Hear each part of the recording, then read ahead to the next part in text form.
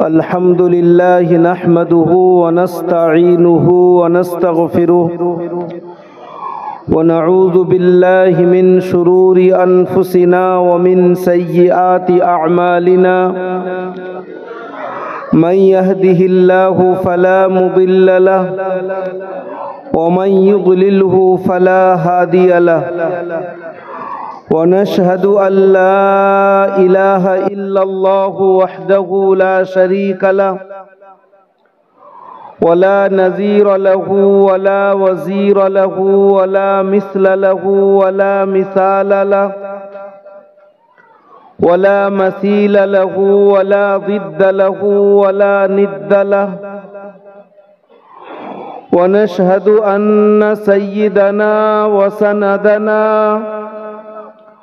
وشفيعنا وحبيبنا محمد الذي أرسل إلى الناس كافة بشيرا ونذيرا وداعيا إلى الله بإذنه وسراجا منيرا وبعد فأعوذ بالله من الشيطان الرجيم بسم الله الرحمن الرحيم ألف لام ميم ذلك الكتاب لا ريب فيه هدى للمتقين وقال الله سبحانه وتعالى في موضع آخر هدى للناس وبينات من الهدى والفرقان وقال رسول الله صلى الله تعالى عليه وسلم إن الله يرفع بهذا الكتاب أقواما ويضع به آخرين أو كما قال عليه الصلاة والسلام صدق الله العظيم وبلغنا رسوله النبي الأمي الأمين الكريم ونحن على ذلك لمن الشاهدين والشاكرين فالحمد لله رب العالمين اللهم صل على سيدنا محمد وعلى آل سيدنا محمد وبارك وسلم اللهم صل على سيدنا محمد وعلى آل سيدنا محمد وبارك وسلم اللهم صل على سيدنا محمد وعلى آل سيدنا محمد وبارك وسلم একটু দরুদ শরীফ পড়েন আল্লাহুম্মা সাল্লি আলা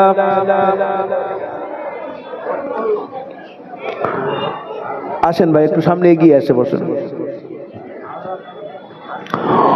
অনন্ত অসীম প্রেমময় তুমি বিচার দিনের স্বামী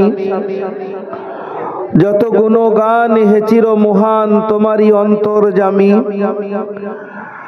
দুলকে ভুলকে সবারই ছাড়িয়া তোমারই চরণে পড়ি লুটাইয়া তোমারই সকাশে যাচি হে শকতি তোমারই করুণা কামি সরল সঠিক পুণ্য পন্থা মোদের দাও গো বলি চালাও সে পথে যে পথে তোমার প্রিয়জন গেছে চলি সর্বাগ্রে সমস্ত প্রশংসা ও গুণকীর্তন আরাধনা উপাসনা স্তব স্তুতি সেই মহান মহিয়ান ও গরিয়ান রব্বে কায়নাত আমাদের খালিক তথা স্রষ্টা মালিক তথা কর্তা রব তথা প্রতিপালকের জন্য যিনি দয়া করে মেহেরবানি করে একটা সুন্দর নূরানি বা বরকত মাহফিলে একটাই মাত্র সাবজেক্ট অবজেক্ট পারপাস গোল অ্যাম্বিশন বা উদ্দেশ্য সেটা হলো আল্লাহ ও তার রাসূল সাল্লাল্লাহু তাআলা আলাইহি ওয়াসাল্লাম সম্পর্কে কিছু আলোচনা আলোচনা শোনা ও করা। এই রকম একটা মহৎ উদ্দেশ্যকে সামনে রেখে আমাদের মতো তার কিছু বান্দাদেরকে এই নুরানি মাহফিলে একত্রিত হওয়ার তৌফিক ইনায়াত করেছেন। তার শুকরিয়া জ্ঞাপনার্থে একবার সবাই সম্মিলিত স্বরে বলি আলহামদুলিল্লাহ। অতঃপর আমার আপনার নবী, শেষ নবী, মহানবী, প্রিয় নবী, সোনার নবী, সাম্প্রদায়িক সম্প্রীতি, ঐক্য, সংহতির মূর্ত প্রতীক, আমেনার দুলাল, মরুর ভাস্কর, আহমদে মুজতাবা, মুহাম্মদে মুস্তাফা সাল্লাল্লাহু তাআলা আলাইহি ওয়াসাল্লামের উপরে অসংখ্য দরুদ ও সালাম বর্ষিত হোক। সবাই বলেন আল্লাহু আমিন। অতঃপর আজকেকার সভার নির্ধারিত, নির্বাচিত, বিজ্ঞাপিত যথাযোগ্য মহামান্য সভাপতি সাহেব, হযরত উলামায়ে কেরাম, আমার সম্মুখ উপবিষ্ট বয়োজ্যেষ্ঠ, সমবয়স্ক, বয়কনিষ্ঠ, দিনদরদি ভাতৃবৃন্দ, যেখানে যেখানে আওয়াজ যাচ্ছে পর্দার অন্তরালে আমার আম্মা জানেরা ও বুবু জানেরা, শ্রেণীগতভাবে সবাইকে সালাম, শুভেচ্ছা, স্নাশিস, সম্ভ্রম, সম্ভাষণ জানাই। আজকেকার এই প্রোগ্রাম মূলত একটা মাদ্রাসা কেন্দ্রিক প্রোগ্রাম। আমাদের মধ্যে অনেকেই এই প্রশ্ন করেন মাদ্রাসায় হয় কি, যদিও বা আপনারা করেন না। এই জন্য যদি আপনারা করতেন তাহলে এখানে আসতেন না। আপনারা এখানে এসেছেন তার মানে হলো মাদ্রাসাকে ভালোবাসেন। কিন্তু আশ্চর্য হবেন, এটা তো অমুসলিম রাষ্ট্র। আমি গতকাল এইরকম সময় বাংলাদেশে কুমিল্লায় ছিলাম। ওখানে ওরা প্রশ্ন করছে, হুজুর মাদ্রাসার ব্যাপারে আপনি বলে দেন যে মাদ্রাসায় কি হয়, এখানে অনেক প্রশ্ন ওঠে। এই জন্য আমি খুব অল্প সময় দু চারটে কথা আপনাদের সামনে আরজ করে এখান থেকে বিদায় নেব। মাদ্রাসায় হয় কি? যে কিতাব যেটাকে আল্লাহর কালাম বলা হয়, কালামুল্লাহ, ওর আরেকটা নাম হলো কুরআনে করিম, আরেকটা নাম হলো কিতাব। কালাম কাকে বলে? পৃথিবীর মধ্যে যতগুলো আল্লাহর কিতাব এসেছে, কোন কিতাব কালাম না। কালাম হলো একটাই, সেটা হলো কোরআন। এবারে বলবেন কালাম আর কিতাবের পার্থক্যটা কি? খুব সহজ। আমি কথা বলছি, এটা আমার কালাম। আল্লাহ পাকের কালাম বলতে কেবলমাত্র কোরআনকে বলা হয়। তৌরেত, জবুর, ইনজিল, অন্যান্য যত ছোট ছোট পুস্তিকা এসেছে কোনটা কালাম না, সবগুলি হলো কিতাব। অর্থাৎ কালামের পরিবর্তন করা সম্ভব না। কিতাবের মধ্যে পরিবর্তন হতে পারে। কত কিতাব এসেছে? 114টা কিতাব। তার মধ্যে 110টা হলো ছোট ছোট পুস্তিকা, আর বাকি 4টে বড় কিতাব। 1 নম্বর তাওরাত, যেটা হযরতে মূসা আলাইহিস সালামের উপরে অবতীর্ণ হয়েছে। 2 নম্বর হলো ইনজিল, হযরতে ঈসা আলাইহিস সালামের উপরে অবতীর্ণ হয়েছে। 3 নম্বর হলো দাউদ, জবুর, হযরতে দাউদ আলাইহিস সালামের উপরে অবতীর্ণ হয়েছে। আর 4 নম্বর হলো আল কোরআন। এই যে কিতাবগুলো, কোরআনকে কিতাবও বলা হয়, কালামও বলা হয়, কিন্তু অন্য কোন কিতাবগুলোকে কিতাব বলা হয়, কালাম বলা হয় না। এই জন্য আল্লাহ বলছেন, ইন্না নাহনু নাযালনা যিকরা ওয়া ইন্না লাহু লাহাফিজুন। জিকির অর্থাৎ কোরআনে কারীমকে আমি অবতীর্ণ করেছি, আর এর জিম্মেদারি, হেফাজতের জিম্মেদারি আমার একার উপরে। অর্থাৎ আমি জিম্মেদারি নিয়েছি, এর মধ্যে কোনো পরিবর্তন হয় না।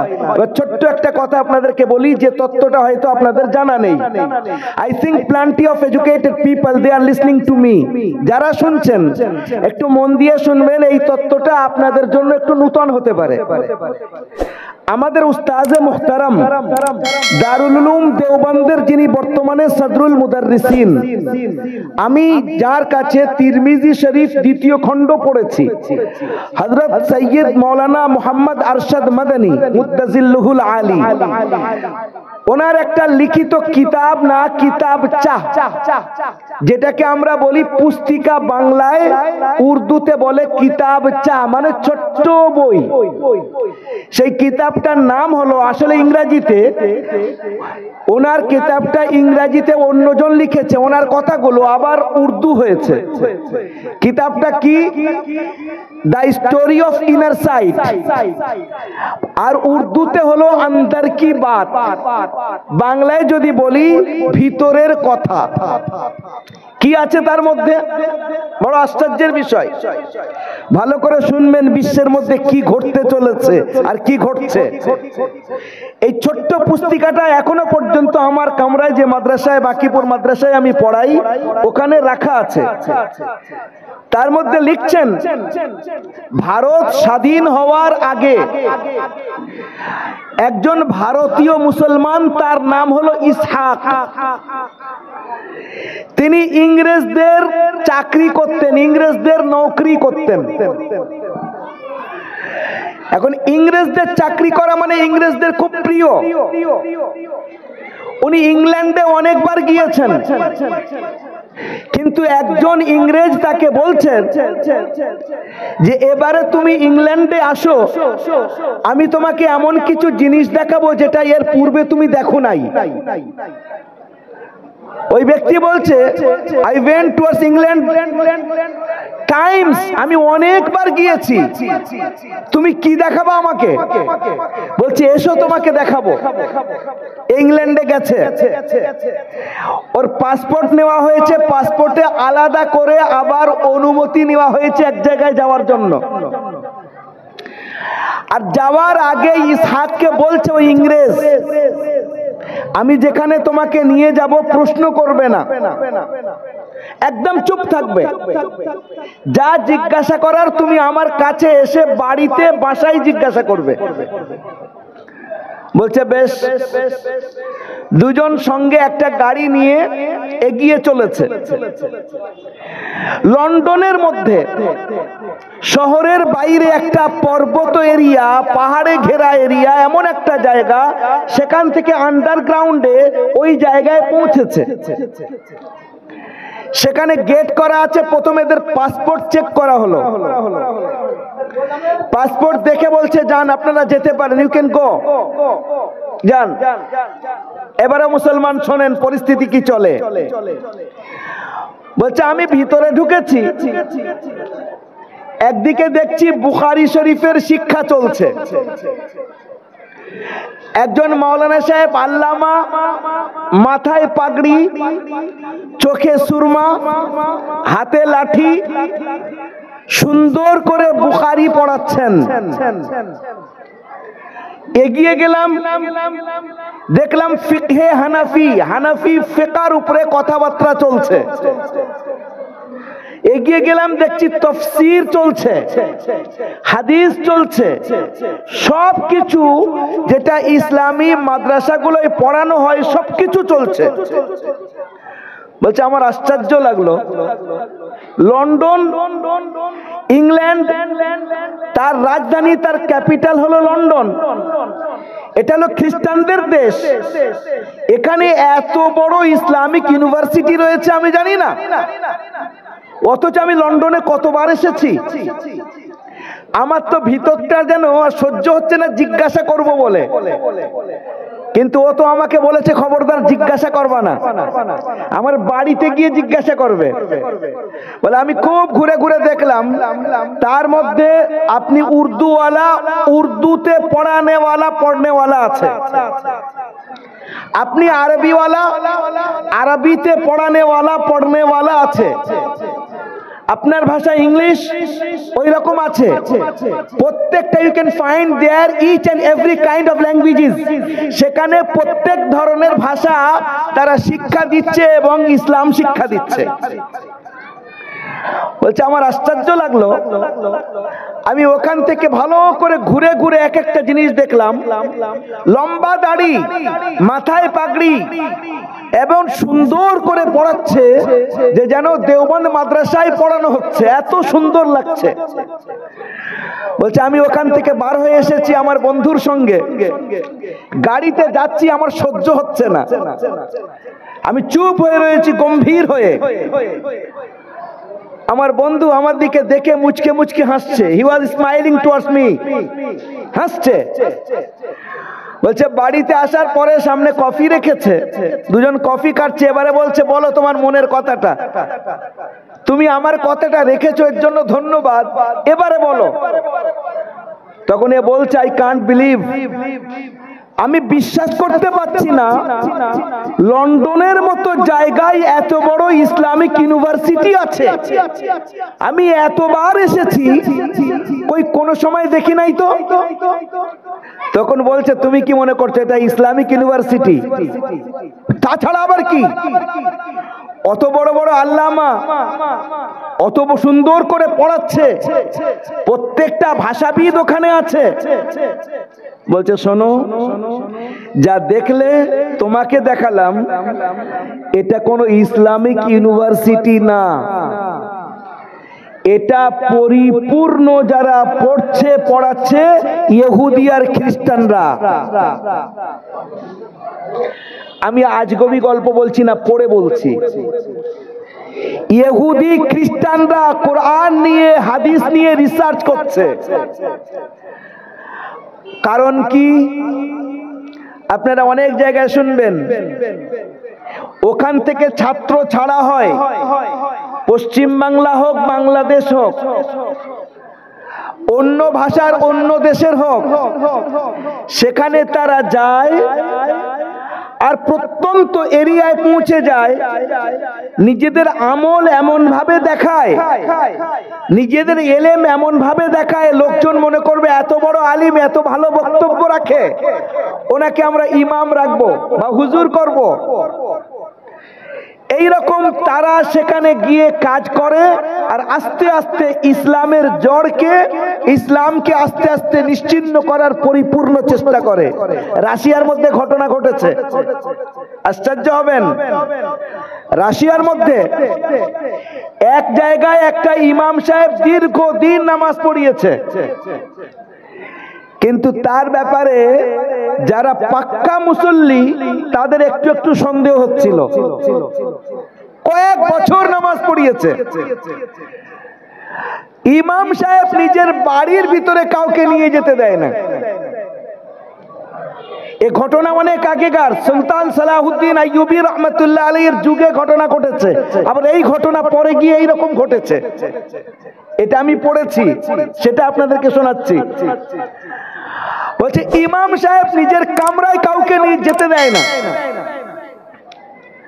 একদিন কোন রকম চেষ্টা করে ইমাম সাহেবের কামরাতে যে দেখা হচ্ছে, যে জায়গায় মুসাল্লা বিছানো আছে ওই মুসাল্লার নিচে ইমাম সাহেব যেখানে নামাজ পড়ে তার নিচে পায়ের নিচে আল্লাহ পাকের নাম লিখে রেখেছে সে। একবার জোরে বলেন নাউজুবিল্লাহ। মুসলমানরা এবারে ঘিরে ধরেছে, কে তুমি, নিজের পরিচয় দাও। তখন সে বলছে যে আমি ওই ইউনিভার্সিটি থেকে এসেছি আর আমি আস্তে আস্তে মুসলমানদের ভিতর থেকে ঈমানকে কিভাবে নষ্ট করে দেওয়া যায় তার জন্য পরিপূর্ণ চেষ্টা আমাকে করতে বলা হয়েছে। আমার কোনো টেনশন নেই, তোমাদের এখানে আমি বিনা বেতনে ইমামতি করছিলাম। এটা হলো একটা দিক আপনাদেরকে বলছি, আপনাদের মনে হবে আজগুবি। এবার আসল কথায় আসছি। কোরআনে কারীম, কোরআনের একটা নাম হলো কালামুল্লাহ, একটা নাম হলো কোরআন শরীফ, একটা নাম হলো আল কিতাব। আল্লাহ পড়লে, আল্লাহ বললে তার মধ্যে কারো সন্দেহ থাকে না। আল্লাহর রাসূল পড়েন যখন তখন কোরআন হয়, তাতে কোনো সন্দেহ থাকে না। কিন্তু মানুষ সন্দেহ তৈরি করতে পারে কোথায়? যখন লেখা হবে। আল্লাহ তখন বলছেন আলিফ লাম মিম যালিকাল কিতাবু লা রাইবা ফীহি এই কিতাবের মধ্যে কোনো সন্দেহ নেই। কিতাব মানে যেটা লেখা হচ্ছে, যেটা সাহাবীরা লিখবে, আল্লাহ রসুল যেটা বলবেন, যেটা লিখবে, তার মধ্যে কোনো সন্দেহ নেই। একটা মজার ঘটনা শোনেন। মুরিস বুকালবে নামে একজন বড় সায়েন্টিস্ট ছিলেন। তিনি সারা জীবন নাবিক হিসেবে জাহাজ চালিয়েছেন, পানি জাহাজ। তিনি যখন রিটায়ার্ড হয়েছেন তো তানার এক বন্ধু কোরআন শরীফ উপহার দিয়েছে।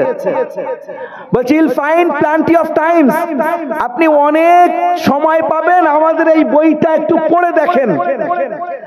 ওই ব্যক্তি নিজের বাড়িতে এসছে। বাড়িতে আসার পরে নিজের কাজ করার পরে তারপরে দেখছে যে আমার কোন কোন বন্ধু কি কি গিফট দিয়েছে। দেখছে একটা কিতাব আছে, তার নাম হলো দা হোলি কোরআন। কিতাবটা তুলেছে। আচ্ছা, আমরা যখন কোনো বই পড়ি, প্রথম বইয়ের লেখককে দেখি কিনা? সব চুপচাপ বসে থাকলে হবে না, একটু আওয়াজ দিতে হবে। কোন বই যখন পড়ি, প্রথম বইয়ের লেখাটা, আমাদের এখানকার শ্রোতা আর ওপারের শ্রোতার পার্থক্য বলছি। আমাদের শ্রোতারা চুপ থাকতে ভালোবাসে, আর ওপারকার শ্রোতা হলো বক্তাকে বলিয়ে নেয়, এত জোর কথা বলবে যে আপনি বলতে বাধ্য হবেন।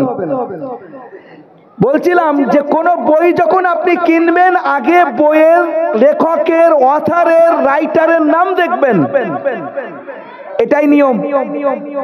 এই ব্যক্তি হোলি কোরআনকে তুলে দেখছেন, নাম লেখা নেই কে লিখেছে। তার উপরে যখন ভূমিকা লেখা হয়, ভূমিকাতে লেখা থাকে আমি মানুষ, লেখক হিসেবে আমার দ্বারায় ভুল হতে পারে। যদি কোনো পাঠকের নজরে কোনো ভুল ধরা পড়ে, দয়া করে আমাকে জানিয়ে দেবেন, আমি আগামীতে সংশোধন করে নেব, আপনাকে ধন্যবাদ জানিয়ে। এ লেখক তো বড় আশ্চর্যের লেখক। কিতাবের শুরুতে লিখছে যালিকাল কিতাব, এই যে কিতাবটা আমার কিতাব না, লা রাইবা ফিহ। আরে ভুল তো দূরের কথা, সন্দেহের অবকাশ নাই। জোরে বলেন সুবহানাল্লাহ। এখন এ ছিল খ্রিস্টান, এ চিন্তা করছে এটা কি করে হয়। একজন ব্যক্তি কিতাব লিখেছেন, নাম নেই, উপরন্তু এত বড় দাবি। এবারে কৃষক অন্য কৃষির ব্যাপারে বা কৃষির ব্যাপারে জানতে চায়, মৌলানাদের ব্যাপারে জানতে চায়, ইঞ্জিনিয়ারের ব্যাপারে জানতে চায়, দোকানদার দোকানের ব্যাপারে জানতে চায়। এই ব্যক্তি সারাটা জীবন জাহাজের দ্বারায় পুরো সমুদ্র ভ্রমণ করেছে, কাজ করেছে। এ চিন্তা করছে এই কিতাবের মধ্যে সমুদ্র নিয়ে কোনো কথা আছে কি একটু দেখি। ফট করে এক জায়গায় খুলেছে, সামনে নজরে আসছে যে যাদের অন্তরের মধ্যে ঈমান নেই, যাদের অন্তরে ঈমান থাকে না, দিলের মধ্যে ঈমান থাকে না, তাদের দিলটা এমন কুৎসিত হয়ে যায়, এত কালো হয়ে যায়, এমন কৃষ্ণকায় হয়ে যায়, যেমন নাকি একেবারে সমুদ্রের মধ্যিখানে যুলুমাতুম বাযুহা ফাওকা বায হাত্তা إذا أخرج يده لم يكد يراها ومن لم يجعل الله له نور فما له من نور। কোরআনে কারীমের মধ্যে আল্লাহ পাক বলছেন যে যেমন নাকি পরস্পর তরঙ্গ থাকে, ঢেউ থাকে, অমাবস্যার রাত সমুদ্রের মধ্যিখানে নিজের হাতকে কেউ যদি বার করে দেখে, অন্ধকার অমাবস্যার রাতে সমুদ্রের মধ্যিখানে নিজের হাত দেখতে পায় না, ঠিক যাদের অন্তরের মধ্যে ঈমান নেই তাদের অন্তরটা এরকম কালো কুৎসিত হয়ে থাকে। এই ব্যক্তি বলছে আমি তো আমার জীবনটা সমুদ্রের মধ্যে কাটিয়েছি। এ কত বড় লেখক, তিনি সারাটা জীবন মনে হচ্ছে সমুদ্রেই কাটিয়েছেন। বলে তাহলে আমি এক কাজ করি, আমার যে বন্ধু আমাকে এই কিতাবটা দিয়েছে তাকে কল করেছে, মুসলমান, তাকে কল করেছে। বলছে, ও মিস্টার, ওয়্যার আর ইউ, কোথায় আছো? বলছে, আমার বাড়িতে। বলে, একটু এসো, আমি তোমার সঙ্গে একটু জরুরি কথা বলতে চাই। এ গেছে। বলছে, তুমি আমাকে একটা বই উপহার দিয়েছো, এই বইটা তো বড় আশ্চর্যের, লেখকের নাম নেই, তার উপরে লেখকের এত বড় দাবি যে সে ভুল তো দূরের কথা, সন্দেহ পর্যন্ত মানছে না। 3 নম্বর কথা, লেখক এটা আমি মানছি বড় জ্ঞানী, কারণ আমি আমার জীবনটা সমুদ্রের মধ্যে কাটিয়েছি, আর সমুদ্রের সবচেয়ে অন্ধকার সময় সেইটা যখন আকাশে মেঘ থাকে আর ঢেউ ওঠে, সমুদ্রের মধ্যিখানে যখন নিজের হাত এইরকম বার করে কেউ দেখতে চায়, হাতও নজরে আসে না। এত বাস্তব কথা যে লেখক নিজের কিতাবে লিখেছেন, তাহলে নিশ্চয়ই তিনি সারাটা জীবন সমুদ্রের পাড়ি দিয়েছেন। এখন এই ব্যক্তি বলছে, তুমি মনে করছো তোমার মতো কোন লেখক বুঝি? এর লেখক কেউ নেই, এটা ডাইরেক্ট আল্লাহ সুবহানাহু ওয়া তাআলার কালাম। জোরে বলেন সুবহানাল্লাহ। তখন ওই ব্যক্তি আরো ভালো ভালো করে পড়েছে আর পড়তে থেকেছে। লাস্টে আল্লাহ সুবহানাহু ওয়া তাআলা তাকে কালিমার দৌলত নসিব করেছেন আর ঈমান এনে মুসলমান হয়েছে। জোরে বলেন সুবহানাল্লাহ। বলার উদ্দেশ্য হলো, এই কোরআনে কারীমের শিক্ষা আমাদের মাদ্রাসাগুলোর মধ্যে দেওয়া হয়, আর কোরআন হলো আসল, তার ব্যাখ্যা হাদিস, তার ব্যাখ্যা ফিকহ, তার ব্যাখ্যা অন্যান্য জিনিসগুলো। যারা এখানে উপস্থিত আছেন, আমি একটা কথা আপনাদেরকে বলি, যদি একজন অমুসলিম ভাই আসে আর যদি এসে জিজ্ঞাসা করে যে ইসলামের মধ্যে, ইসলাম যে খাঁটি ধর্ম, এর বৈশিষ্ট্য কি আমাকে একটু বুঝিয়ে বলেন, আপনি তাকে কি বোঝাবো? বলে, মাওলানা সাহেবদের কাছে যাও, মুবাল্লিগদের কাছে যাও, যারা এই বিষয়ে জানে তাদের কাছে যাও, আমি জানি না। এই কথা বলে যদি পাশ কাটাই চলবে না। কেন? এই জন্যই যে প্রত্যেক ব্যক্তি আমাদের মধ্যে রেসপন্সিবল, জিম্মেদার। প্রত্যেক ব্যক্তি যারা মুসলমান, অন্যদেরকে বোঝাতে বাধ্য। যদি একজন অমুসলিম এখানে এসে জিজ্ঞাসা করে, ওয়াই আই হ্যাভ এমব্রেস ইসলাম, আমি ইসলাম কেন গ্রহণ করব, ইসলামের মধ্যে কি বৈশিষ্ট্য আছে, এটা আমাকে আপনাকে বোঝাতে হবে, শর্ট আকারে হোক আর বিশ্লেষণের সঙ্গে হোক। যে কথাটা বলছিলাম, ইসলামের মধ্যে একটা বড় বৈশিষ্ট্য, যেটা আপনি তাওরাত পেয়ে যাবেন বাজারে, ইনজিল পেয়ে যাবেন বাজারে, জবুর বাজারে পেয়ে যাবেন। আপনি যদি খোঁজেন, কলকাতায় চলে যান, ন্যাশনাল লাইব্রেরিতে রাখা আছে, পড়তে পারেন। কিন্তু আশ্চর্যের বিষয় হলো, সেই তাওরাত নেই যেটা হযরতে মুসার উপরে অবতীর্ণ হয়েছিল, তার মধ্যে অনেক পরিবর্তন ঘটেছে। সেই ইনজিল নেই। ইনজিলের তো বড় মজার ব্যাপার, ইনজিলের ব্যাপারে একটা যুগে ছিল 70টা ইনজিল। আমাদের কোরআন 70টা না, একটাই, কিন্তু ইনজিল হলো 70টা। শুনে যান কথাটা, এটা আমি বলছি না, আমি যে কথা আপনাদেরকে বলবো সব রেফারেন্স সহ। যার থেকে এই কথাটা বলছি, একজন বড় ইসলামিক চিন্তাবিদ ছিলেন ডক্টর হামিদুল্লাহ রহমাতুল্লাহ আলাইহি। ইনি কে ছিলেন? এনার হাতে 50,000 ফ্রান্সিসি মানুষ মুসলমান হয়েছে। জোরে বলেন সুবহানাল্লাহ। এত বড় ব্যক্তি, যিনি কোরআন শরীফের ফ্রেঞ্চ ভাষায় তাফসীর লিখেছেন। উনি বলছেন, পুরো পৃথিবীতে বিভিন্ন ইউনিভার্সিটিতে গিয়ে উনি লেকচার দিয়েছিলেন ইসলামের ব্যাপারে। কিছু লেকচার দিয়েছিলেন বাহাওয়ালপুর, পাকিস্তানের মধ্যে। সেখানে লেকচার দিতে গিয়ে বলছেন যে আমি খুব তাহকিক করেছি, রিসার্চ করেছি, বলতে বাধ্য হচ্ছি একটা সময় 70টা ইনজিল ছিল। এবারে 70টা ইনজিল মানুষ কোনটা মানবে আর কোনটা ছাড়বে? বলে, একটা টেবিলের উপরে ইনজিল গুলো রাখা হয়েছে, রাখার পরে টেবিলটা এরকম নাড়িয়েছে। ওদের যে পাদ্রী ছিল, লাগবে আপনাদের হাসির কথা, কিন্তু এটা ঘটেছে, কিতাবটা আছে আমার কাছে। বলে, এরকম নাড়িয়েছে, যত ইনজিল পড়ে গেছে সেগুলো বাদ, চারটে ইঞ্জিল সেখানে রাখা ছিল টেবিলের উপরে। ইঞ্জিলে মাত্তা, লুকা, মার্কুস, ইউহান্না, এই চারটে ইঞ্জিল রাখা ছিল। বলে এই চারটে ইঞ্জিলের মধ্যে ওরা কম্পেয়ার করে দেখার চেষ্টা করেছে, মিলিয়ে দেখছে যে একটা ইঞ্জিল অপর ইঞ্জিলের বিরোধী না একই। একটা পুরো টিম তৈরি করেছে। ওই টিম লম্বা সময় রিসার্চ করার পরে যে রিপোর্টটা দিয়ে আশ্চর্য হবেন, তারা বলছে চারটে ইঞ্জিলের মধ্যে এক জায়গা না, কয়েক হাজার জায়গায় এক ইঞ্জিল অপর ইঞ্জিলের বিরোধী। এবারে ওদের গাত্রদাহ হলো, হিংসা হলো, বলে মুসলমানদের কোরআন এক জায়গায় করতে হবে। 30,000 কোরআনের কপি এক জায়গায় করেছে। 30,000। ভারতের যে কটা কপি আছে সব, সৌদিয়ার যতগুলো নুসখা আছে সব, সারা দুনিয়া থেকে 30,000 কোরআন একত্রিত করেছে। একটা টিম গঠন করেছে। করার পরে তাদের দায়িত্ব দেওয়া হলো, যেমন আমাদের ইঞ্জিলের মধ্যে একে অপরের বিরোধ আছে, মুসলমানদের কোরআনের মধ্যে বিরোধ আছে কিনা দেখতে হবে, ভালো করে দেখো। এক একটা অক্ষর মিলিয়ে মিলিয়ে।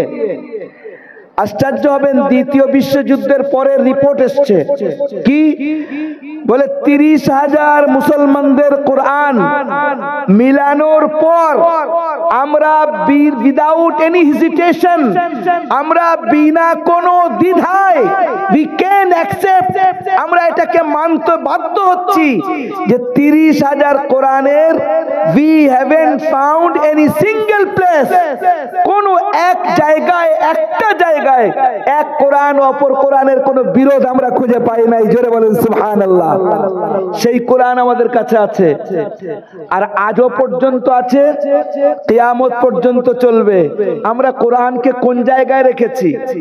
কেউ কেউ কোরআনকে শুধু ফুঁকের জিনিস বানিয়ে দিয়েছি, হ্যাঁ, সূরা ফাতিহা পড়ে ফুঁক দেওয়ার জন্য। কেউ বানিয়ে দিয়েছি বাস অতটুকু বরকতের জন্য বাড়িতে থাক। কোরআন আপনি যেমন চাইবেন, যে চশমা পরে দেখবেন, আপনি যদি দেখেন কোরআনের সাহিত্যের দিক, পৃথিবীর মধ্যে এত সুন্দর সাহিত্য যে কোরআনের মোকাবেলা করতে পারবে আজ পর্যন্ত কোনো লেখক তৈরি হয়নি।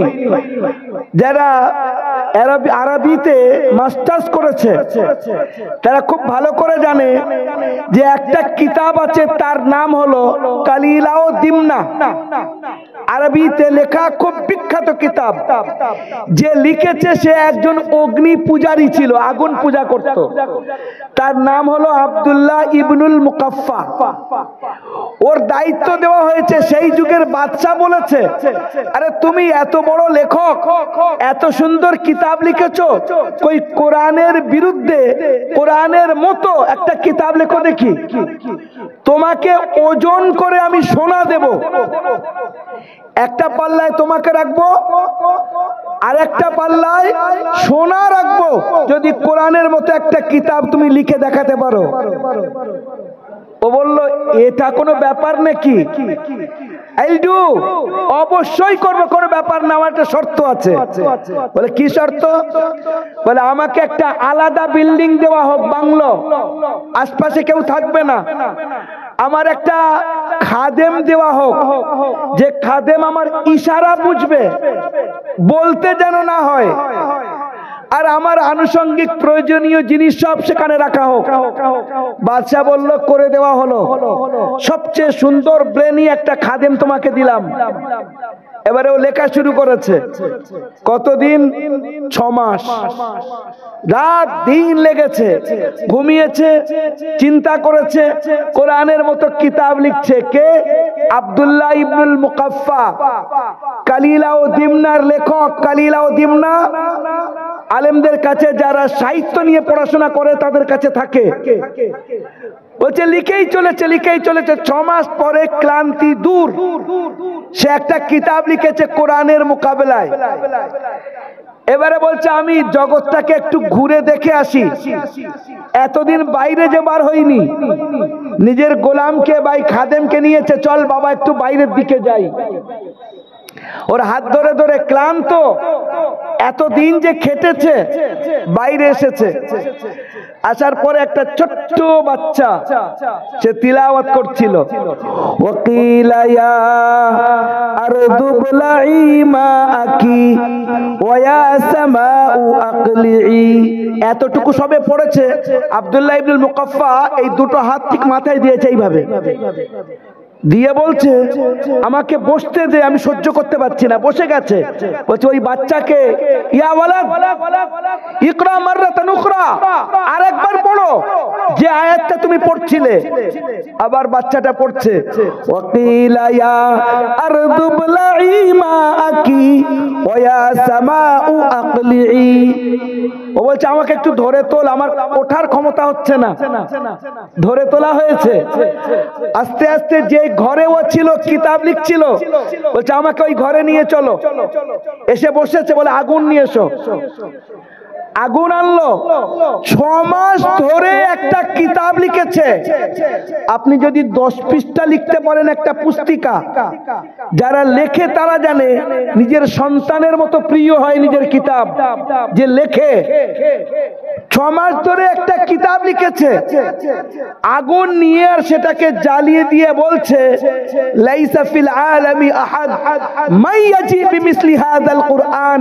পৃথিবীর মধ্যে এমন কোন মায়ের সন্তান নেই যে কোরআনের মতো কোন কিতাব লিখে বিশ্বের সামনে পেশ করতে পারবে।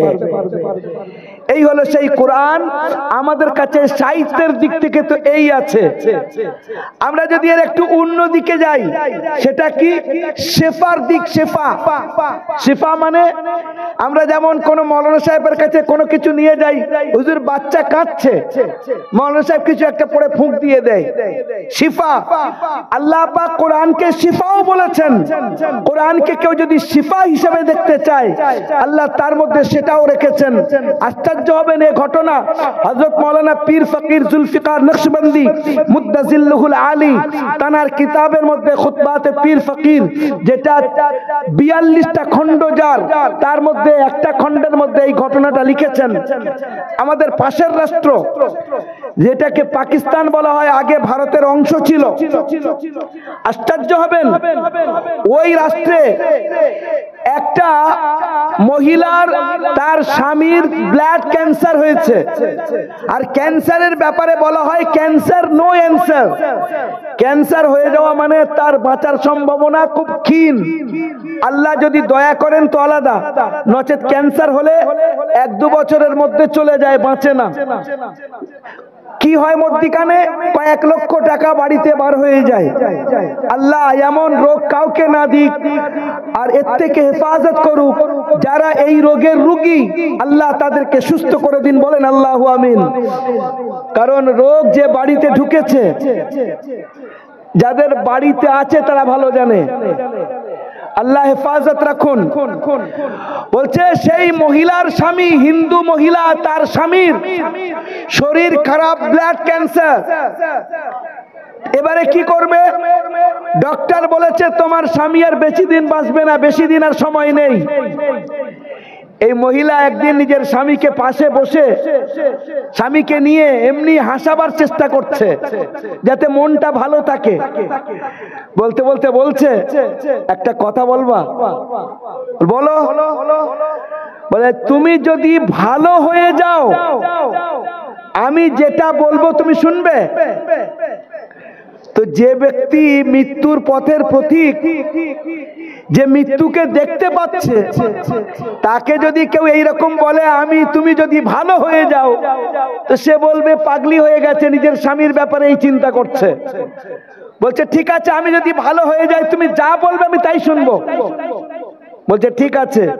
একটা গ্লাস নিয়েছে, অমুসলিম নারী গ্লাস নিয়েছে, নিয়ে কি একটা নিজে নিজে পড়লো, পড়ে ফুঁক দিল, ফুঁক দিয়ে তাকে খাইয়ে দিয়েছে।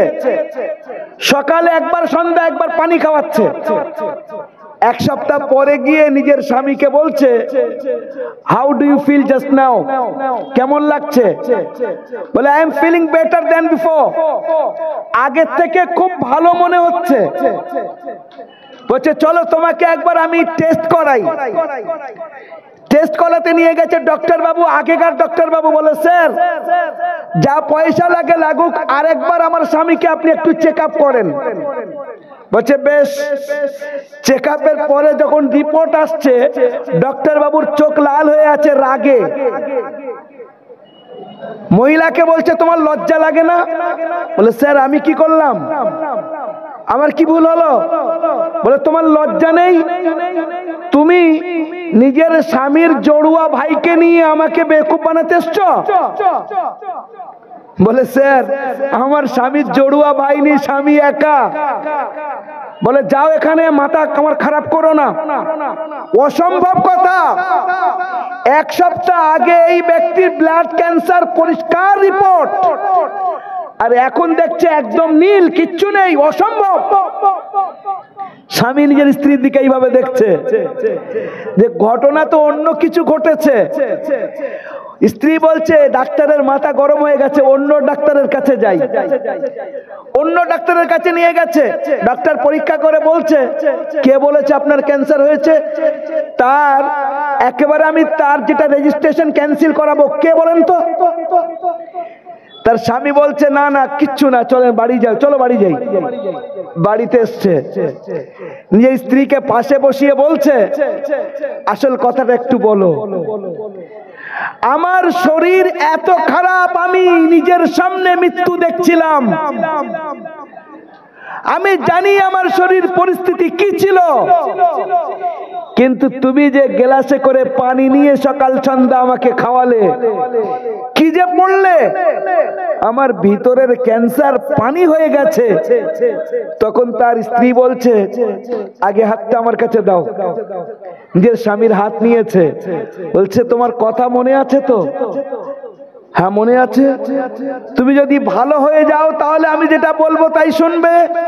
বলে হ্যাঁ মনে আছে, আলবাত মনে আছে। বলে তাহলে পড়ো, আশহাদু আল্লা ইলাহা ইল্লাল্লাহু ওয়া আশহাদু আন্না মুহাম্মাদান আবদুহু ওয়া রাসূলুহু। ওর স্বামী বলছে মাথা খারাপ হয়ে গেছে তোমার, কি পড়ছো তুমি? আরে এ তো মুসলমানদের কালিমা, এরা কালিমা পড়ে মুসলমান হয়। তার স্ত্রী বলছে আমার সঙ্গে যেটা ওয়াদা ছিল সেটা করছো কিনা বলো। বলে খুলে বলো বিষয়টা। বলে পরে বলবো, আগে তুমি কালিমা পড়ো। তখন ও কালিমা পড়ে নিল। একবার জোরে বলেন সুবহানাল্লাহ। কালিমা পড়া হয়ে গেছে, এবার স্ত্রীকে বলছে এবারে বলো তো বিষয়টা। বলে নাই বা শুনলে? বলে না, বলতেই হবে। তখন নিজের স্বামীকে বলছে ইট ওয়াজ মাই চাইল্ডহুড। আমার যখন খুব বাল্যকাল ছিল, I used to go towards school along with my colleague named by Salma. ছোট্টবেলায় আমার এক বান্ধবীর সঙ্গে আমি স্কুলে যেতাম, তার নাম ছিল সালমা, আমার নাম হলো পুণ্যতি। দুজনে আমরা স্কুলে দুই বোনের মতো থাকতাম। বাড়িতে এসে আমি সালমাদের বাড়ি খেলতে যেতাম, সালমা আমাদের বাড়ি খেলতে আসতো। আমি সালমার মাকে খালা আম্মা বলতাম, আমাকে খুব ভালোবাসতো। কিছুদিন পর যখন সালমা বড় হলো, আমিও বড় হলাম, সালমার মা আমাকে বলল মা কাল থেকে সালমা আর তোমার সঙ্গে খেলবে না। আমি বললাম কেন খালামা? বলছে সালমা বড় হয়ে যাচ্ছে তো, ওকে কোরআন শরীফ পড়াতে হবে। বলছে আমি তখন রাগ করলাম, খালামা সালমা শুধু আপনার মেয়ে, আমি আপনার মেয়ে না। বলছে কেন মা, তুই রাগ করছিস কেন? বলছে সালমাকে আপনি কোরআন পড়াতে পারেন তো আমাকে কেন পারবেন না? তুই পড়বি? বলে আলবাত পড়বো, সালমা যা করবে আমি তাই করব, ও আমার বোন। বলছে ঠিক আছে, কাল থেকে তুই গোসল করে আমার বাড়িতে আসিস। আমার স্বামী দ্বিতীয় দিন থেকে আমি গোসল করে সালমাদের বাড়ি যাওয়া শুরু করি। আমার খালামা সালমার মা আমাকে কোরআন পড়ানো শুরু করে, আলিফ বা শুরু করায়। নুরানি কায়দা শেষ হয়, আম্মা পারা শেষ হয়, কোরআন শেষ করি, কোরআনের 5 পারার হাফেজ আমি হয়ে যাই। এর মধ্যে তোমার সঙ্গে আমার বিয়ে ঠিক হয়ে যায়। কিন্তু তুমি তো মুসলিম, আমি খালামাকে বলি, খালামা কোরআন পড়ে পড়ে আল্লাহ পাক আমার ভিতরে এমন নূর তৈরি করে দিয়েছেন, আমি আপনার সামনে কালিমা পড়িনি কিন্তু নিজে নিজে কালিমা পড়ে অলরেডি মুসলমান হয়ে গেছি, এখন আমি কোথায় যাব?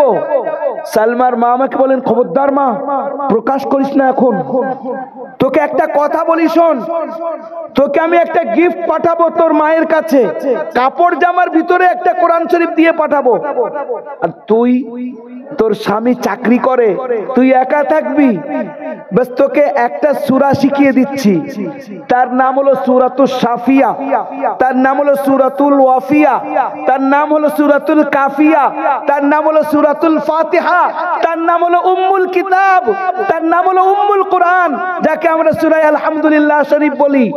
বলছে এই সূরাটা পড়ে মা, যখন কোনো বিপদের মধ্যে কোনো শরীর খারাপ টারাপ হবে, এইটা পড়ে ফুঁক দিয়ে খাবি আর আল্লাহর কাছে দোয়া করবি তোর স্বামীর হিদায়াতের জন্য, আল্লাহ অসম্ভবকে সম্ভব করতে পারেন। আমার স্বামী, তুমি তো আমাকে বিয়ে করে নিয়ে আসলে, আমি ছিলাম মুসলমান, তুমি জানো না, তোমার সঙ্গে অমুসলিম হিসেবে বিয়ে হয়েছে, আমার মা বাপও আমাকে জানে যে আমি মুসলমান নই, আমি যেমন অমুসলিম বাড়ির মেয়ে সেই রকম। তুমি চাকরি করতে যেতে, ভিতর থেকে চলে যাওয়ার পরে আমি চিকন লাগিয়ে নামাজের মুসাল্লা বিছিয়ে আল্লাহর সামনে 2 রাকাত নামাজ পড়ে আমি নিজের আঁচলকে সামনে দিয়ে বলতাম, মালিক আমার স্বামীর হিদায়াতের ফয়সালা করো, তুমি আমাকে ঈমান দিয়েছো, আমার স্বামীকে হিদায়াতের ফয়সালা করো, ওকে ঈমান দাও। এর মধ্যে তোমার ব্লাড ক্যান্সার সামনে এসে গেছে, আমি বললাম আল্লাহ, ডক্টররা উত্তর দিয়ে দিয়েছে ডক্টরদের দ্বারা সম্ভব না, কিন্তু তোমার দ্বারাই সবকিছু সম্ভব। আল্লাহ, এই একটা সুযোগ আছে, তোমার এই বান্দি তোমার কাছে ভিক্ষা চাচ্ছে যে তুমি তোমার কোরআনের অলৌকিকতা দেখিয়ে দাও। আমার স্বামী, তারপরে তোমাকে আমি ওয়াদা নিলাম আর আমি সূরা ফাতিহা পড়ে পড়ে ফুঁক দিয়ে তোমাকে খাওয়াতে লাগলাম, আল্লাহর কাছে কাঁদতে লাগলাম। 1 সপ্তাহ পরে তুমি দেখেছো, ডক্টরদের একমত ছিল যে তোমার ক্যান্সার হয়েছে, 1 সপ্তাহ পরে কোরআনে কারীমের বরকতে তোমার ক্যান্সার শেষ হয়ে গেছে, আল্লাহ তোমাকে পরিপূর্ণ সুস্থ করে দিয়েছে। জোরে বলেন সুবহানাল্লাহ। একটা দিক কি বললাম, সাহিত্য কোরআনের, আর একটা দিক কি, শিফা। অন্যদিকে দেখি কোরআন দুনিয়া এবং আখিরাত, এই পৃথিবী এবং এর পরে সমস্ত জায়গায় আপনার জীবনকে উন্নতি করার পিছনে সবচেয়ে বড় অবদান। আশ্চর্য হবেন, রাশিয়া, বর্তমানে রাশিয়া পৃথিবীর সবচেয়ে বড় দেশ হিসেবে সবচেয়ে বড় দেশ হলো রাশিয়া। জামাল আব্দুল নাসির মিশরের একজন বড় রাষ্ট্রপতি একটা সময় ছিলেন, উনি গেছেন রাশিয়াতে। রাশিয়ার তখনকার যিনি রাষ্ট্রপতি ছিলেন, উনি জামাল আব্দুল নাসির একজন মুসলমান, তাকে বলছেন, আরে তোমরা ধর্ম ধর্ম ধর্ম করো, সব সময় কোরআন কোরআন করো, কোরআনকে ছাড়ো, leave the holy Quran and come along with me, along with us. কোরআনকে ছেড়ে দিয়ে আমাদের সঙ্গে এসো, আমাদের মতো উন্নত হয়ে যাবে। জামাল আব্দুল নাসির ছিলেন মুসলমান, মনে দুঃখ হয়েছে, উত্তর দিতে পারছেন না যে আমি একজন মুসলমান হয়ে একজন অমুসলিমকে বোঝাতে পারছি না। নিয়ত করলেন, আগামী বার যখন আসবো ইনশাআল্লাহ এর উত্তর দেব। কয়েক বছর পরে যাওয়ার সময় আপনারা যারা কোরআন শরীফ শোনেন, ইউটিউবে হোক, ক্যাসেটে হোক, ক্যাসেটের যুগ তো চলে গেছে, ইউটিউবে হোক, সবচেয়ে সুন্দর আওয়াজ কারি আব্দুল বাসিত রাহিমাহুল্লাহ, এখনো পর্যন্ত ওনার বিকল্প আসেনি। মন ভরে যাবে, আল্লাহ কি তানার কণ্ঠ দিয়েছে, বসে বসে শুনতে ইচ্ছা হবে, আল্লাহ তোমার কালাম এ কেমন করে পড়ছেন। কারি আব্দুল বাসিত সাহেবকে উনি বললেন, জামাল আব্দুল নাসির, যে আপনি আমার সঙ্গে চলেন একটু রাশিয়াতে। বলছে, আমি গিয়ে কি করব? রাশিয়াতে আমি গিয়ে কি করব? আপনি রাষ্ট্রপতি, আমি তো একজন কারি সাহেব। আর কারি আব্দুল বাসিত সাহেবের অভ্যাস কি ছিল জানেন? যিনি ওনার সঙ্গে মানে লম্বা সময় কাটিয়েছেন আমেরিকার মধ্যে, পীর ফকির জুলফিকার নকশবন্দি, উনি বলছেন উনি প্রত্যেক দিন একটা করে কোরআন খতম করতেন। একবার জোরে বলেন সুবহানাল্লাহ। প্রত্যেক দিন একটা করে কোরআন কারি আব্দুল বাসিত সাহেব খতম করতেন। ওটা তো ওই দিককার কথা। এখানে ভারতবর্ষের মধ্যে আমাদের জানার মধ্যে এরকম কয়েকজন ব্যক্তি আছে যারা প্রত্যেক দিন কোরআন একবার করে খতম করেন। কোরআনের যারা ভালোবাসে তারা এরকম ভাবে চলে। যে কথাটা বলছিলাম, কারি আব্দুল বাসিত সাহেব রাহমাতুল্লাহি আলাইকে জামাল আব্দুল নাসির বলছে আপনি আমার সঙ্গে চলেন। বলছে আমি কি করব? বলে গেলে বুঝতে পারবেন, চলেন। এবারে ওখানে রাষ্ট্রপতি সাক্ষাৎ হলো, কথাবার্তা হয়ে গেল।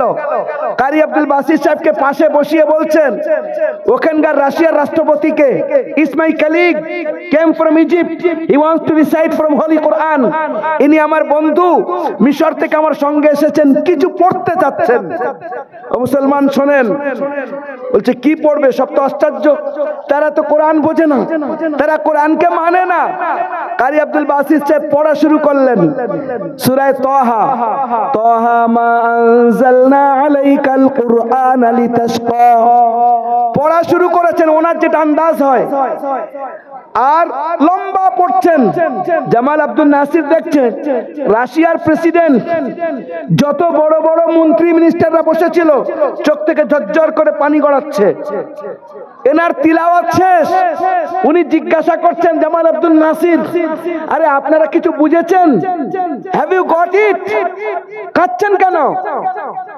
তার উত্তরে বলছে যে আমরা কিছুই বুঝিনি, তবে এই যে কথা, এই যে কালাম, যেটাকে আপনি কোরআন শরীফ বলছেন, এর মধ্যে এমন কিছু সফটনেস আছে, এমন কিছু মেসেজ আছে যেটা we couldn't control ourselves, আমরা নিজেদেরকে কন্ট্রোল করতে পারিনি। অনিচ্ছা সত্ত্বেও চোখ থেকে অনর্গল ভাবে বৃষ্টির মতো পানি ঝরা শুরু হয়েছে। বলেন সুবহানাল্লাহ। এই কোরআন আমার আপনার বাড়িতে রাখা আছে, ওটা তো লিখিত কোরআন রাখা আছে। এই মাদ্রাসাগুলোয় জীবন্ত কোরআন তৈরি হয়। একটা তো লিখিত কোরআন যেগুলো আপনার বাড়িতে রাখা আছে, কখনো মনে হলো তুলে দেখলেন, মা বোনেদের মনে হলো তো রমজান মাসে নিয়ে বসবে, পুরো বছরে কোরআনের খবর নেই। কিন্তু জীবন্ত কোরআন যেটা এই বাচ্চাগুলো এখান থেকে, এই মাদ্রাসাগুলো থেকে তৈরি হয়, কোরআন এই দিলে হেফাজত করেছেন আল্লাহ পাক। আল্লাহ দায়িত্ব নিয়েছেন কোরআনের একটা অক্ষর এদিক ওদিক হতে পারবে না। তার মধ্যে মাধ্যম হলো এই বাচ্চারা যারা কোরআনের হাফিজ হচ্ছে, আর এদের পিছনে আপনারা অর্থ দিচ্ছেন, শ্রম দিচ্ছেন, ভালোবাসা দিচ্ছেন। কিয়ামতের দিনে এই কোরআন, আল কোরআন হুজ্জাতুল লাকা আও আলাইকা, কোরআন হয় আপনার জন্য একটা দলিল হবে, অথবা এর বিরুদ্ধে আপনার বিরুদ্ধে দলিল হবে। কোরআনের যদি হক আদায় হয় তাহলে আপনার বন্ধু। হাদিস শরীফের মধ্যে একটা ছোট্ট ঘটনা এসেছে এবং বড় মজাদার। আপনারা জানেন 29 পারার প্রথম সূরা, সূরাতুল মুলক, কোন ব্যক্তি যদি এশার নামাজের পর শোয়ার আগে সূরা মুলক পড়ে, আল্লাহ পাক তাকে কবরের আযাব থেকে হেফাজত করবে। জোরে বলেন সুবহানাল্লাহ। কতটুকু? 3 পৃষ্ঠার থেকেও কম। হাফেজি কোরআনে 3 পৃষ্ঠার থেকেও কম সূরা মুলক। কারোর অভ্যাস থাকলে পড়তে পড়তে হয়ে যাবে। একটা যুবকের ইন্তেকাল হয়েছে, তার আমল ভালো ছিল না, ভালো ছিল খারাপও ছিল। ইন্তেকালের পরে ফেরেশতারা এসেছে তাকে শাস্তি দেবে। এখন সূরা মুলক এসে গেছে ফেরেশতাদের কাছে, বলছে এটা আমার বন্ধু, ওর গায়ে হাত দিতে পারবে না। সূরা মুলক যখন এই কথা বলল, ফেরেশতারা বলছে সে কি, ওর তো আমল খারাপ, আল্লাহ তো আমাদেরকে পাঠিয়েছেন, তোমার যা বলার আল্লাহর কাছে গিয়ে বলো, আমাদের সঙ্গে এরকম করলে হয় নাকি? সূরা মুলক তখন বলছে দাঁড়াও, আমি আল্লাহর কাছে যাচ্ছি, যতক্ষণ পর্যন্ত আমি না আসছি এর গায়ে হাত দিতে পারবে না। সূরা মুলক আল্লাহর কাছে যায়, গিয়ে আল্লাহর সঙ্গে ঝগড়া বাঁধানো শুরু করে দেয়। প্রথম কথা, আল্লাহ তোমার কালাম থেকে আমার নাম কাটো। আল্লাহ আল্লাহ তো সব জানেন না, তা সত্ত্বেও আল্লাহ বলবেন কি হয়েছে, এত রাগারাগি করছিস কেন? বলে যে আমাকে ভালোবেসেছে, আমি যদি তাকে তোমার আযাব থেকে হেফাজত না করতে পারলাম, তোমার কালাম হয়ে আমার লাভ কি? নাম কেটে দাও। আল্লাহ উত্তরে বলবেন, বেশ, তুই যাকে ভালোবাসিস, যে তোকে ভালোবাসে, আমি তাকে তোর হাওয়ালা করলাম। সূরা মুলক নিচে আসে, এসে ওই ফেরেশতাদেরকে একেবারে ওখান থেকে বকে ডেটে তাড়ানো শুরু করে, যাও এখান থেকে। তো ফেরেশতারা যে কাজে এসেছিল পিটাই করবে, মুখটা কাঁচুমাচু করে চলে যায়, আর কিচ্ছু করার থাকে না। ওই সূরা মুলক ওই জায়গায় সুন্দর বন্ধুর রূপ নেয়। ওই ব্যক্তির কপালে চুমু দেয় আর দিয়ে বলে, বন্ধু তুমি ঘুমাও, তোমাকে কেউ অনিষ্ট করতে পারবে না, আমি আছি তোমার ঘনিষ্ঠতম বন্ধু। কবরের কোনো ক্ষমতা নেই, কারোর ক্ষমতা নেই, আমি আল্লাহর কালাম, আমি তোমার হেফাজতের দায়িত্ব নিলাম। একটা সূরার এই ক্ষমতা, পুরো কোরআনের ক্ষমতা কিরকম। আর যে দিলের মধ্যে কোরআন মাহফুজ থাকে, যে মাদ্রাসায় কোরআন পড়ানো হয়, আশ্চর্য হবেন, অনেক কথা মনে পড়ে যায়। পরিস্থিতি অনেক রকম হয়, বলাও যায় না অনেক জায়গায়। সোশ্যাল মিডিয়ার যুগ, আরো অনেক রকম কথা ওঠে, বিভিন্ন কমেন্টস হয়, অনেক সময় শরীরও সঙ্গ দেয় না, সাথ দেয় না। বাস এতটুকু আপনাদেরকে বলছি, ও মুসলমান, এ কথাটা আমি জানি না আল্লাহ কত জায়গায় বলিয়েছেন, যে জায়গায় গেছি বলেছি, আজকেও শুনিয়ে যাচ্ছি। হযরতে শাইখুল হিন্দ রাহমাতুল্লাহি আলাইহি, শাইখুল হিন্দের ইতিহাস আমাদের ছেলেরা জানে না, আমাদের ভাইরা জানে না। শাইখুল হিন্দ রাহমাতুল্লাহ আলাইহি, যিনি দেওবন্দ মাদ্রাসার প্রথম ছাত্র, জানার ছাত্রের নাম মাওলানা ইলিয়াস সাহেব, হযরতে শাইখুল হিন্দের ছাত্র। মাওলানা হুসাইন আহমদ মাদানী শাইখুল হিন্দের ছাত্র, আশরাফ আলী থানভী শাইখুল হিন্দের ছাত্র, শব্বির আহমদ উসমানী শাইখুল হিন্দের ছাত্র, আনোয়ার শাহ কাশ্মীরি শাইখুল হিন্দের ছাত্র, সব এই শাইখুল হিন্দের ছাত্র। এই শাইখুল হিন্দ রাহমাতুল্লাহ আলাইহি যখন ইন্তেকাল হয়, এই পিছনের অংশে, পিঠের নিচের অংশে শুধু হাড্ডি আর হাড্ডি, গোশত নেই, জ্বালিয়ে দেওয়া হয়েছে যেন। ওনার ছাত্র সৈয়দ হুসাইন আহমদ মাদানী রাহমাতুল্লাহ আলাইহিকে জিজ্ঞাসা করা হচ্ছে, হুজুর আপনার ওস্তাদের এই পরিস্থিতি কেন? ওনাকে আমরা গোসল দিচ্ছি তো শুধু হাড়, ওই বুড়ো মানুষটার গায়ে গোশত নেই পিছনে। সৈয়দ হুসাইন আহমদ মাদানী রাহমাতুল্লাহি আলাইহি, যিনি মদিনা মুনাওয়ারায় মসজিদে নববীতে বসে 17 বছর হাদিস পড়িয়েছেন, যিনি আল্লাহর রাসূলের সন্তান, তিনি কাঁদছেন হাউ হাউ করে আর বলছেন, আমার ওস্তাদ আমাকে মানা করেছিলেন, দেখো বাবা যতদিন বেঁচে আছি বলো না কাউকে, আজ তিনি চলে গেছেন, আমি বলছি শোনো। বলে ওই বুড়ো মানুষটাকে ইংরেজরা একটা কুটিরে নিয়ে যেত, লোহা গরম করত আর পিঠে ছেকচা দিত, তার থেকে গোশত আর তার সঙ্গে চামড়া জ্বলে জ্বলে আলাদা হতো। বুড়ো মানুষটা উফ করতেন না।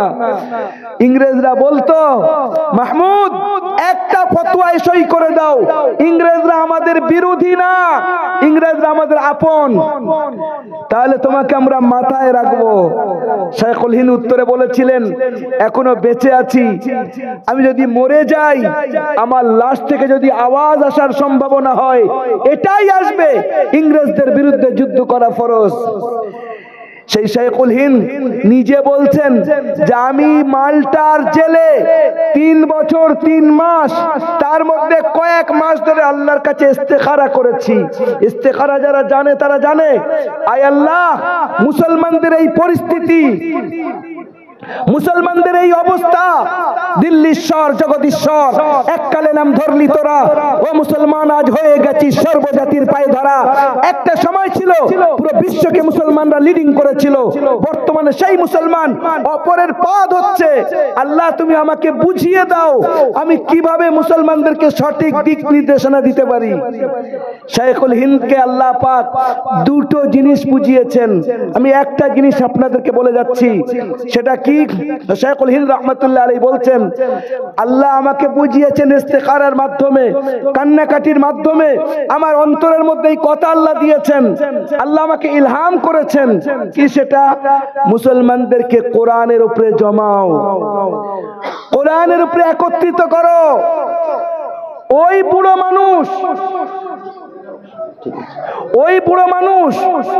ওই পরিস্থিতির মধ্যে ওই মাল্টার জেলে শাইখুল হিন্দ মানে তরজমা ও তাফসীর নিজে লিখেছেন, আর সেটা বর্তমানে বিশ্বের সামনে আছে। এই জন্য আপনাদের কাছে অনুরোধ করি, নিজের বাচ্চাদেরকে কোরআনে কারীমের শিক্ষা দেন, কোরআন বাড়িতে তিলাওয়াত হয় তার ব্যবস্থা নিন, আর কোরআনের উপরে আমল করার ব্যাপারে আমরা এগিয়ে আসি। আর যে সমস্ত কোরআনের কেল্লা আছে, যেমন এই মাদ্রাসা, এই রকম যত মাদ্রাসা আছে, সার্বিকভাবে সেই মাদ্রাসাগুলোকে আমরা সাহায্যের হাত বাড়িয়ে দিই। এই বলে আমি আমার সংক্ষিপ্ত বক্তব্য ইতি করছি। খুব ভালো থাকবেন, দোয়া করবেন। ওয়া আখিরু দাওয়ানা আনিল হামদুলিল্লাহি রাব্বিল আলামিন। আসসালামু আলাইকুম ওয়া রাহমাতুল্লাহি ওয়া বারাকাতুহু।